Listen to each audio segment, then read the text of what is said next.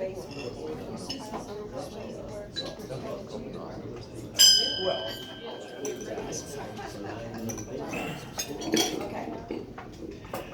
afternoon, everybody. Welcome to the Rotary Club of Tulsa Will Rogers Tuesday noon meeting. That's Tulsa Will Rogers, the friendliest club in Rotary District 6110. Hurrah! Will everybody please stand as you're able for the pledge? I pledge allegiance to the flag of the United States of America and to the republic for which it stands, one nation, indivisible, with liberty and justice for all. Wonderful. Okay. We have a lot going on in Rotary these days, and we have a lot going on in this club, as a matter of fact. Would like to welcome all our guests. I guess our only one that we can really call a guest now is Karsten Villanueva, Tom Gilbert's daughter. Welcome. Anybody else? I think we do have some. Anybody have a birthday this week? I know Tom's got one next week. Anybody here in have a birthday in October? Larry. Oh, Larry. What was yours? When? Yesterday. Oh, well, happy birthday. All right. I'm going to have to get better at looking at birthdays. I typically try to ignore that these days, but anyway, I think we have a brag here. I have a brag. Bob and I have a brag too, so Okay. whenever it's time. Very good. Well, how about Mark? Do you have a brag or a boast? Oh, I think that Mark's gonna do his first. Are you gonna do Yeah. his first? I'll pay a fine. Sergeant Orange, you got the basket? Yeah. It's over there. Let's do it ceremoniously. A lot of questions this morning to me, what's going on, do I have a sign up at the house? But it's coming very soon, very soon. Been a lot of work. Here, pay a fine. So, just really excited to be to that point. And I do want to make a pledge that when I receive my proceeds from the house, I'm going to make a donation to Rotary International. $1,000 for Paul Harris. Yes. So that's an additional fine. Let's put it that way. Interesting that in the past week,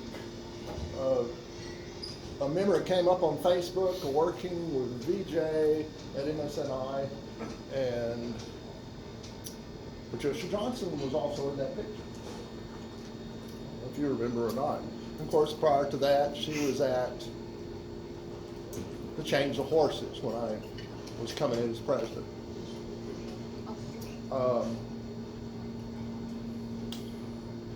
Well, I'm happy to announce that she is now living in Tulsa. She moved Friday. She sold a house, closed the house all on the same day, and it's been a crazy week. Helping her pack and now helping her unpack. And furthermore, with apologies to Barney and Debbie, I have an advanced copy of the newsletter from Fellowship Lutheran that Pastor Kara sent out. Well, you'll get it later this afternoon, 4 or 5 o'clock, I get it. And it announces that Patricia is the new care and community minister at Fellowship Lutheran Church, starting in a couple of weeks. And we're just thrilled to death. She's happy. She's got one more Sunday at her 2 little churches down the turnpike, and thank goodness that'll be the end of the turnpike. Thank you all. It can run you. Good. Can run you into some money. Barney, I forgot. You're already a Rotarian, though, right? You're visiting from downtown club, right? Or We need to sign him up. We got an application. Yeah, actually, we're backlogged on the application forms, but we will get that ready to happen here. Okay, Bob and I have our brag. Bob and I. Okay, Debbie, go ahead. Ready?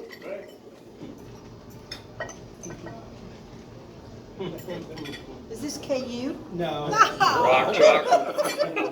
I hurt my shoulder. That's it. Anything else? Okay. Well, today's our day. We have somebody we need to officially welcome to Will Rogers Rotary and to Rotary International. Patty, would you please come forward? And and also Debbie, your sponsor, you can stand. Why don't we have you stand right over here? It'd be perfect. Right there. Okay. Today we are honored to induct Patty Grice as a new member to the Rotary Club of Tulsa Will Rogers. Yay. Right. Now, I would like to ask Debbie to give a brief bio on Patty. How well do you know her? I know her. How well do you know her? Okay, I'm not sure. But I do know that she started her life in Texas, in Corpus Christi. She made her way slowly up the highways and byways. I know she was in Fort Worth for a period of time working. Ask her where she went to college. Yeah, UT. We'll move along. Now she, for 16 years or so, has been director of giving at Riverfield Country Day School. And so I met Patty because she was in fundraising, and so was I. She has not retired yet, and I have. So we've got to be good friends. She joined my church. She joined Rotary. I mean, I am such an influencer, I did not know. But anyway, we're delighted to have Patty join. Wonderful. And she knows Grant Easterling. Oh, wow. Okay. Very well. Patty, I want to welcome you to Rotary. There are several milestones that are life-altering. We go through life so focused on career and family, but at some point we have to realize that we must give back to the community. We believe that joining Rotary is one of those life-altering moments. I feel like it was when I made the commitment to join this organization. And it's a very important decision. It kind of sets the tone going forward as a Rotarian. I hope it does for you too. It kind of did for me. Now, you have been chosen for membership in our club because your fellow members, particularly Debbie, believe in you to be a dedicated member of your vocation at the school where you're on staff and a leader. And let's see here.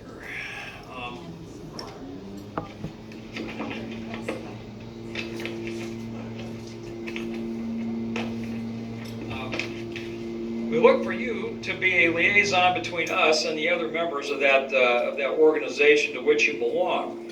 And we expect you to educate us about what we call your classification as a staff member there.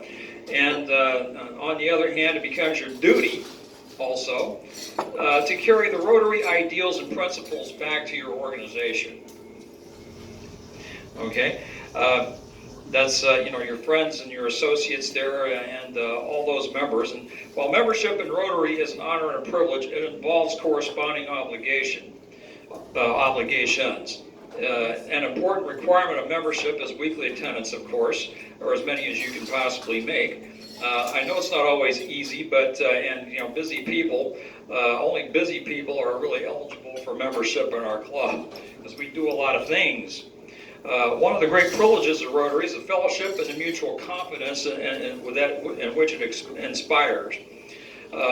It's always true that if you want to have friends, you must show yourself to be friendly, and we're so proud of that because we are named after one of the people who never met a man or the only man I know of who has claimed to fame as his statement. He never met a man he didn't like, or a woman either, probably. But anyway.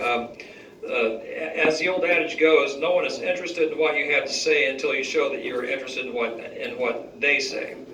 Therefore, we commit ourselves to doing our part to making you feel welcome. In return, we expect that you will share the responsibility for the development of closer personal relationships, which will be to our mutual benefit. Good Rotarians must constantly keep before them the primary objective of Rotary, which is service above self. Okay?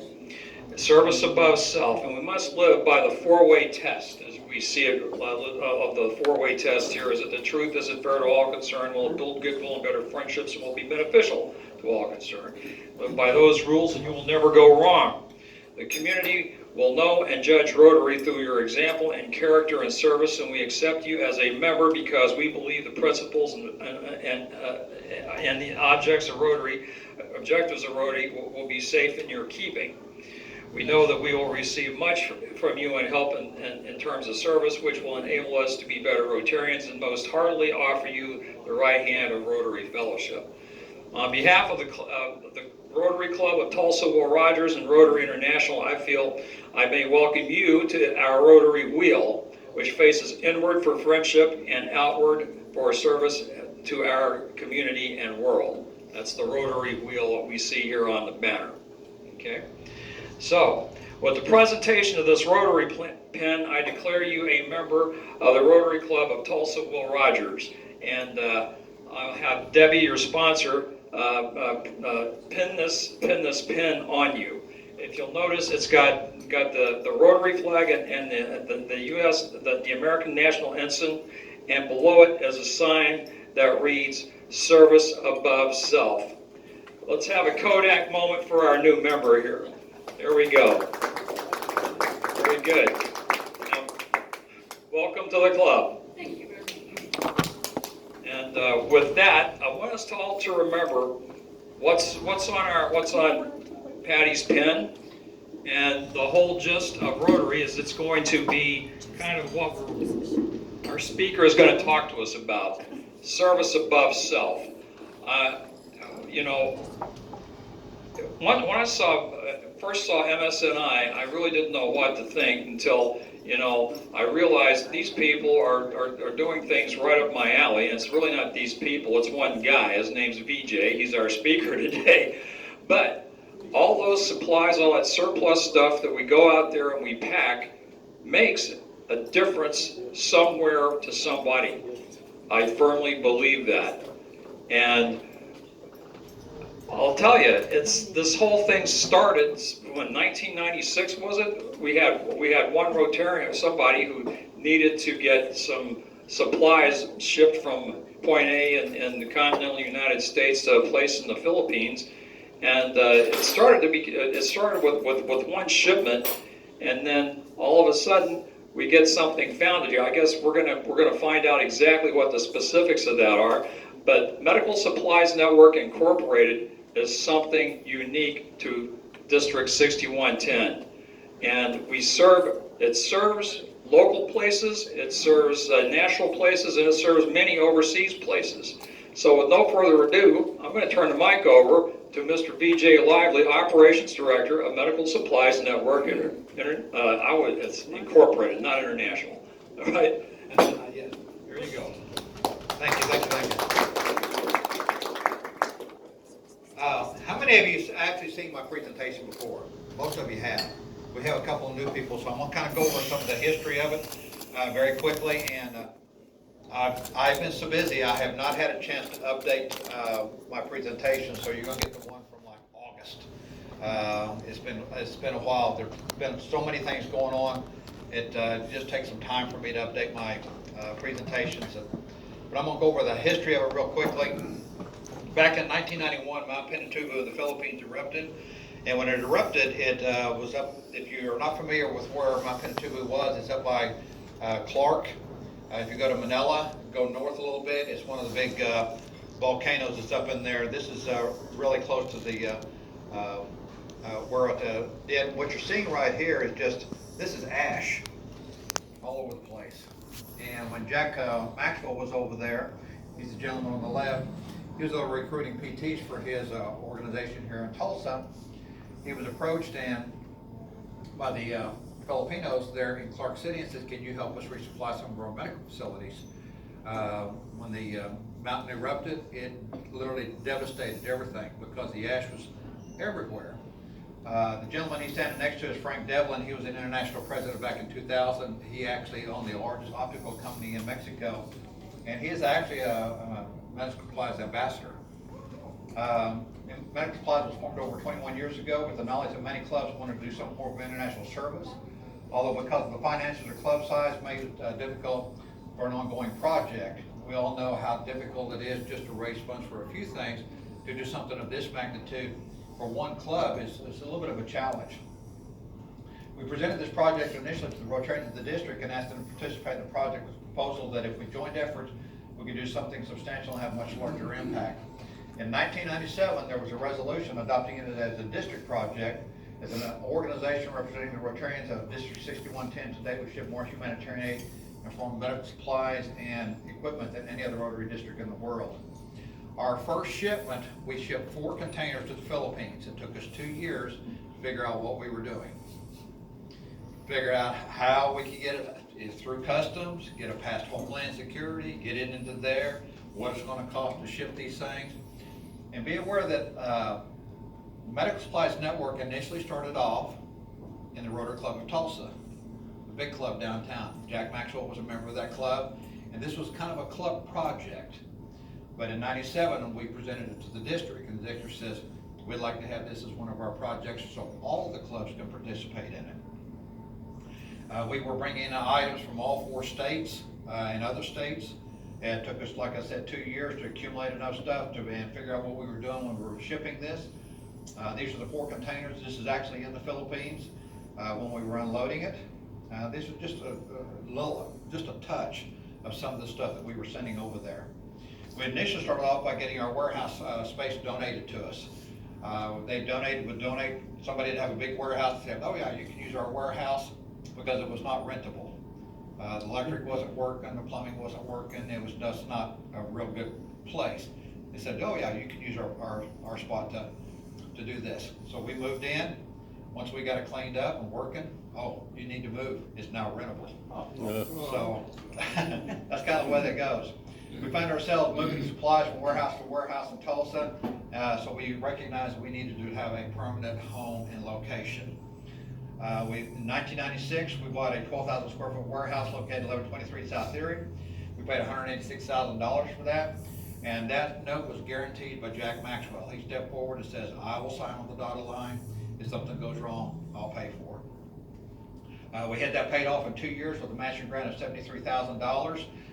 Dr. Herb Orr was over at the Doctor's Hospital, and he arranged for us to get that grant if we would match it. So we came up with the ambassador program, and I'll talk a little bit more about ambassadors here in a little bit, but for $1,000 you can become an ambassador, and that's how we raised the other $73,000 to purchase the warehouse. So we don't pay rent, but we do have spaces that we do rent out. This is your warehouse right here. This is the front, this is on Erie. Back in the back, we have another 6,000 square feet. This warehouse here is 6,000 square feet. A lot of people think that the director is the one who owns Medical Supplies Warehouse and it's their project. I'm just an employee. We have board members from a 4-state area. If you ever thought about being a board member on the Medical Supplies board, let me know. I don't pick them. I present them to the board.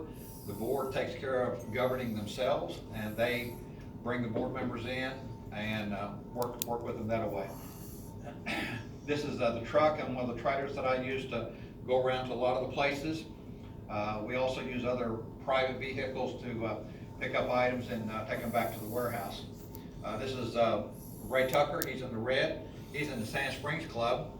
I met him back in 2015, and he says, oh, I've got trailers and trucks and things like that. So we went up to Labette Health, and you can tell we've got 12 hospital beds on there. Labette Health has been donating to us for quite often.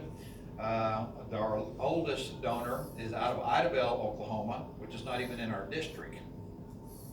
Friday, we're taking about 3 or 4 trucks, and we're going to be heading to Idabel to bring back, they say 30 some odd beds, and no telling what all else they have. They've redone a wing. We will be going back to Levette probably after the first of the year. They're building a new wing up there, so we'll be going back up there and bringing their entire wing back into Tulsa. But this is not unusual for some of the things that we do. This is the white trailer we call Fat Boy because that's has Fat Boy motorcycle tag on the back of it, so I just call it Fat Boy. And the wheelchairs, most of you have heard of the wheelchair project that is out of Hendersonville with Chris Lewis. Chris called me and says, I have a bunch of wheelchairs that are in Little Rock, Arkansas. People are going to go to Honduras, and because of the political atmosphere, they're not going. Do you want the wheelchairs? I said, I do. So I jumped in the truck, took Fat Boy, headed to Little Rock, Arkansas, loaded up a bunch of those wheelchairs, and take a look at the logo on the front of it. You're going to see it here in just a few minutes, and some of the other countries. Brought them all back to Tulsa, and those have all been shipped out and sent all over the world. I have a container in the back that I have actually is full right now of some solar lights that was donated to us. I had someone donate over $250,000 of solar lights. They are security lights. They operate off a little lithium battery. This thing's full of them. And we've been shipping 4 pallets, which is essentially $4,000 worth of lights with every shipment we make. Each pallet's worth about $1,000. I was in Arkansas, was talking about wheelchairs and things like that, and Erin Kiefer was over there, and she says, I have a vendor who may be able to send you some wheelchairs and things like that. So she was able to get us some new wheelchairs and walkers and things like that. We were able to give them away. A lot of them were given away locally. Home health care beds. A lot of people think a home health care bed is a hospital bed. It's really not. It's for home health care. They're lighter weight. They're about $1,200 if you was to go out and purchase one. A regular hospital bed like a Hillrom or Stryker hospital bed is $13,000. But these beds can be taken apart, put in the back of a car, taken upstairs, put into a basement, moved around real easily. They raise and the knees will come up. If I get more than I can give away locally, we ship them overseas. And I used to throw a lot of things away, like the hospital beds. And I had one of the doctors come in and says, why are you throwing those away? And I said, they don't work. He says, you don't understand. The broken bed's better than dirt. And I want to show you a hospital room, a birthing room, here in just a little bit that's in Cameroon. And this is what we're trying to avoid. If you come over to volunteer, a lot of times we'll be separating or going through supplies. The supplies are donated for various hospitals, OSU Medical, Hillcrest, St. Francis, Levette Health, Idabel. I get stuff out of Arkansas. I've got a hospital up in Rolla, Missouri, sends me stuff constantly. FedEx. I've got a place out in Salt Lake City. BD. If you ever walk in and you see BD on some of the medical stuff, they've been sending a lot of stuff to us, and they ship the pallets, whole pallets, from Salt Lake City back to Tulsa with these supplies in it. But we go through the supplies, we throw away what's been used, so all we have is just pre-owned supplies, and we've been having to pay attention more and more to dates. So when we come in, right now I tell everybody if it doesn't say 2023 on it, throw it away or set it aside. We'll do something else with it. So 2023, 2024, that's what we're packing to be able to send overseas. This is Alta. If you ever call to the warehouse, and you'll probably talk to her, she's there today. She comes in on Tuesdays and Thursdays from 10 to 2. And what her main job is she types out what you write down on a sheet of paper, she types that out. She kind of helps keep me organized and straight. But she also, if you need a walker or a wheelchair, like this morning we gave away the police officer that's an old Mogie that woke up and couldn't move. Well, his fiance came by the warehouse this morning and she picked up a wheelchair and several other pieces of equipment. Catholic Charities brought over an electric wheelchair this morning and dropped it off by the warehouse. So that's what she's there for, because I can't be both places at the same time, so I have someone in the warehouse at least 2 days a week to be able to take care of that. She normally works up a sheet like this. This is our sheet, inventory sheet that I send overseas. And she'll type this up, and this is what I'll send to the recipients overseas, and I'll tell me what you don't want. Not what you do want, but what you don't want. If they don't tell me what they don't want, they get everything. I send everything to them. Anything I can get into that container, I will. I put everything on pallets so I can move the pallets around easier. It reduces a lot of the handwork on the volunteers. Those of you that have been out to the warehouse before, that had shelves in it, you have to take it off the shelf, put it on the cart, wheel it down, take it off the cart, put it on another cart. Now we just pick up whole pallets and take it. We can break the pallets down once we get them inside the containers. Everybody thinks it's that MSNI is only a Rotary project, that nobody else is involved in it. I say when you come, bring your spouse, bring your kids, bring your grandkids, bring a prospective Rotarian, and bring them in, and they will get an idea of what service above self is all about when they come in to help out. We do get a lot of help from non-Rotarians. Joplin Interact will bring a busload of kids down over during the week. A lot of Rotarians think that MSNI only operates on Saturdays. We're literally there 6 days a week, which means I try to take off on Friday sometimes, but I can't. This Friday I'll be on the road to Idaville. Eureka Springs, they would bring their Interact Club over. TU students, a lot of international students from TU, they have an international department. A lot of times they'll come over and they'll spend a day in the warehouse doing service work. For the new Rotarians, this is our district. Our district covers all 4 states. Those of you that are not familiar with where Idabel is right down here. You got Idabel, Hayworth, and Tom, and then you're into Arkansas. That's how far down it is. We go up to Parsons, Kansas, which is up in here. I get a lot of stuff from Rolla, Missouri, a lot of stuff out of Little Rock, Arkansas, Shreveport, Weatherford, Howard, Kansas. We get a lot of stuff that's outside our district that's sent into the district from there. This gentleman right here is a Rotarian up in Howard, Kansas. Howard, Kansas is kind of like Vera, Oklahoma. You blink and you missed it. It's just a little white spot in the road up there. But he brought these beds down. These are manual beds. All these beds were brought in, and we bundled them up, and those were sent to South Africa. They wanted nothing that was plugged into that had electric on it. That's their only stipulation. Send nothing that's electrical. We don't even have generators. That's where they take this stuff to. This is down in Shreveport, Louisiana. We went down and picked up some stuff. The gentleman in the pink shirt is Cecil. He's their past district governor now, but at the time he was a district governor nominee when we went down to pick up the items down there. This is Mike. He's from Walnut Ridge, Arkansas. He fills that little trailer up. Then about once a year, he'll come over to Tulsa. He and his wife will come over and do a little shopping. He'll unload his trailer, and then he'll go back. He's a rice farmer in Arkansas. So he comes over when he's not planting or harvesting. And he is on crutches because he has polio. That's why he joined Rotary. This is past District Governor Gary Speed. He's out of District 6150. He's a member of the North Little Rock Rotary Club. He will drive from Little Rock, Arkansas, all the way to Tulsa about 4 to 5 times a year just to work in the warehouse. And we have Rotarians that's in our district that lives a lot closer that have never seen the warehouse. I think it's very unique, but he's a past district governor down there, really good friend.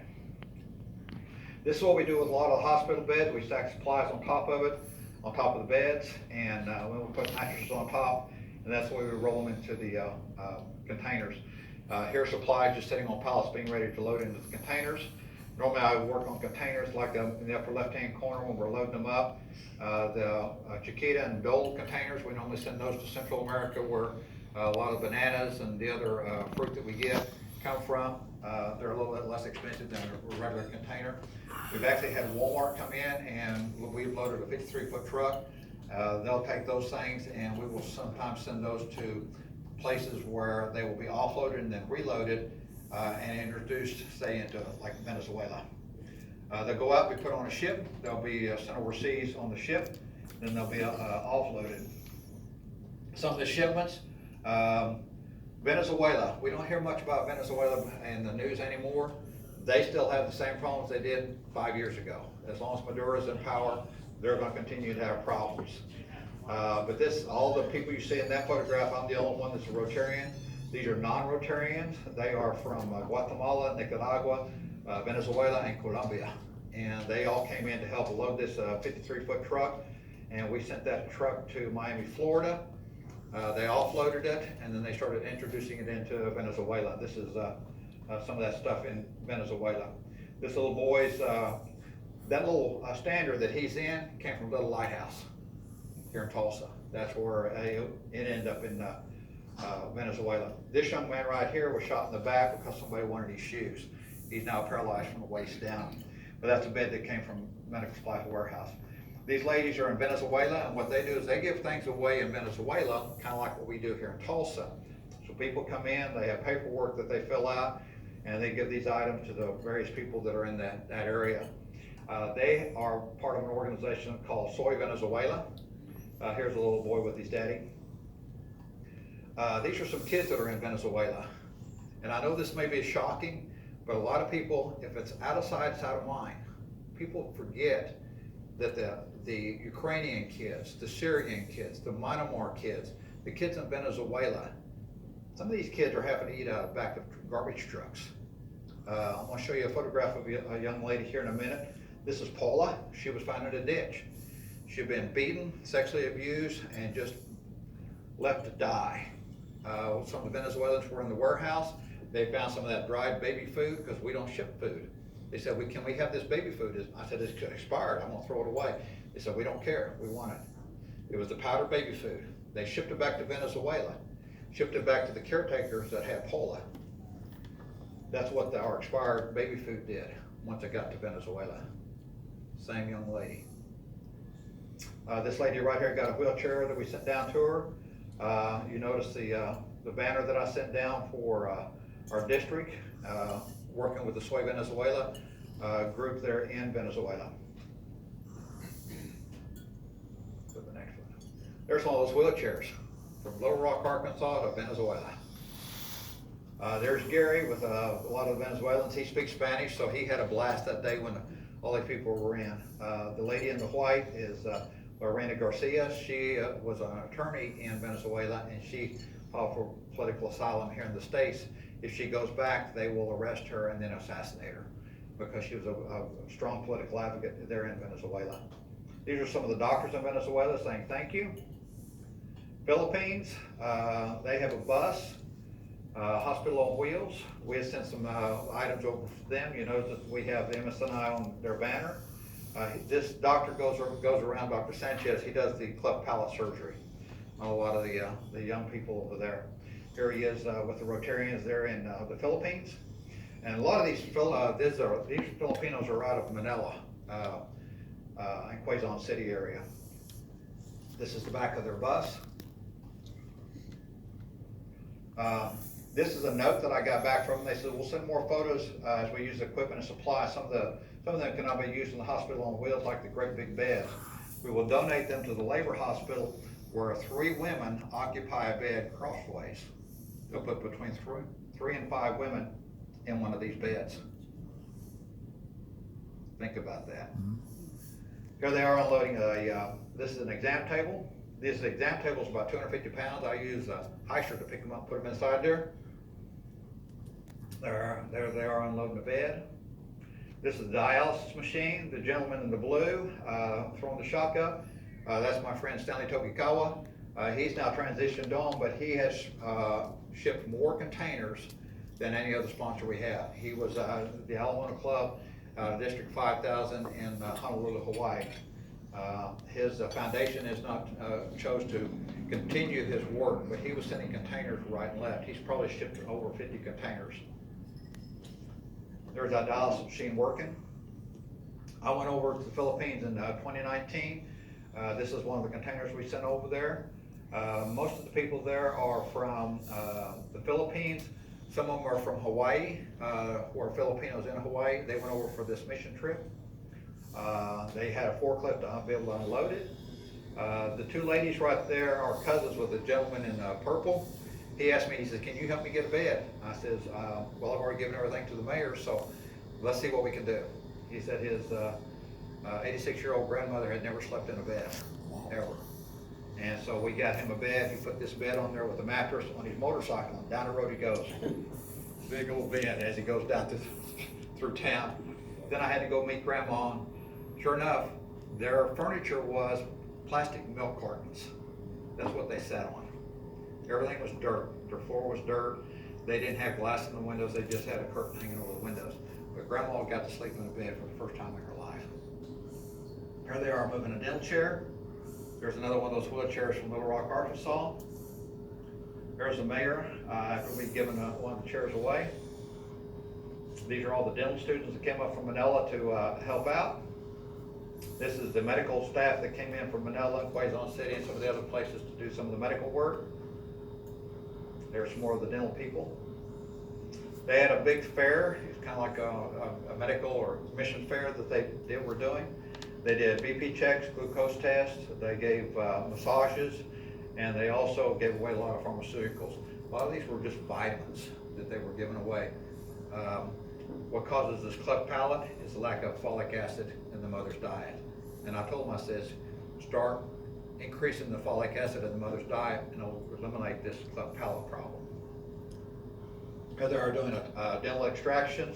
They were removing cysts and lumps. The lady on the right, she and her husband came over from Hawaii to help out with this. Her parents live about 2 blocks from where we were at. But she lives in Hawaii. She came over just to help out. She was a surgical technician there in Hawaii. The surgeon on the left, he drove over from Manila to help do some of these things. I'm not going to go through all this. They did 96 dental extractions, 24 lumps, and they did haircuts, massages, nails, facial, all kinds of various things.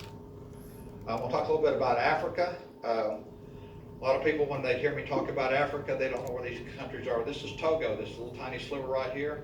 So I'll talk about Togo, Burkina Faso, Cameroon, and then I've got a container getting ready to go to Malawi.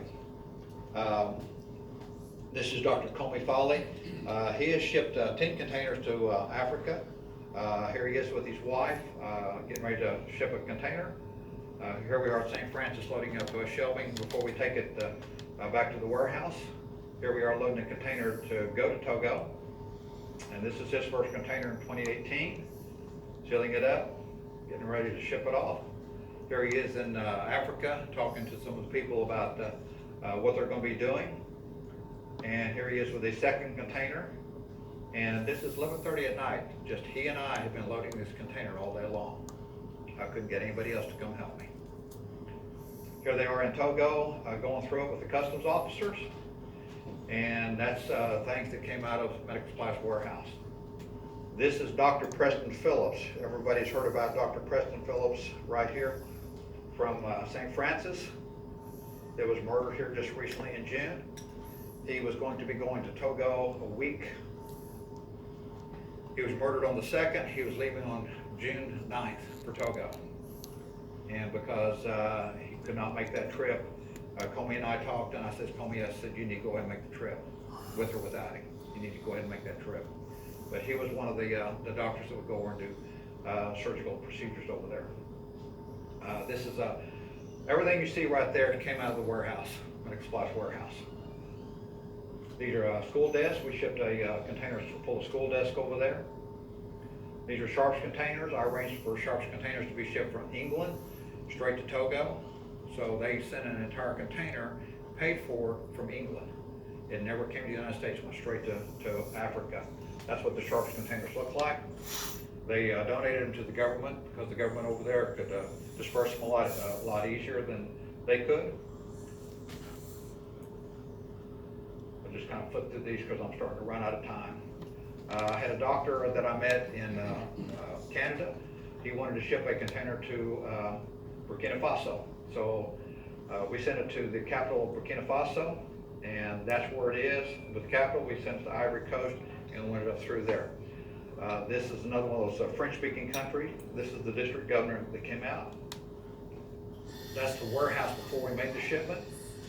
This is the crew that came out to help me load it. You'll notice the little baby bed up at the top. This is before it left the warehouse. There it is in Burkina Faso. Customs hadn't even gone through it yet. They unloaded it, and they have the customs officers there. As they unload it, they kind of glance through and see what's there. This is a hospital room on the bottom and another hospital room on the top. This is in Cameroon and Burkina Faso area. That's a birthing room. That is in Cameroon right there. Here's Burkina Faso again. Notice everything's on the dirt. It's all outside. District governor, a lot of political people came out. They had a big news presentation. This container arrived March 2020. Everybody remember what happened in March 2020? COVID. When this arrived, what you see in front of them are masks, N95 masks. They had enough masks and hand sanitizer and PPEs to help them battle COVID when it got there. This Rodriguez, he was a Rotarian that helped us get into the country. Local donations during 2020. I arranged to bring in food. I brought in 2 semi-loads and we gave away food at the warehouse. I was able to get 2 clubs to send some people out and we just ran it through and gave away 2 semi-loads of food there at the warehouse. This is some of the masks that I gave away, some of the PPEs I gave away during COVID. We gave away over 130,000 masks and 10,000 pounds of PPEs. And I did that in about 3 days. I had people coming from Stillwater, Grove, Joplin, Hot Springs, Arkansas. They were driving up here and they couldn't get masks. Even had the fire friend of mine over in Claremore, fire captain. He came over. We loaded him up, sent him back. This is Leslie. She's from Altus, Arkansas. She came over and got a wheelchair for a young man over in Altus. Here's Jack giving away a wheelchair in Sand Springs. Camp Barbados up in Missouri have been down to get some items.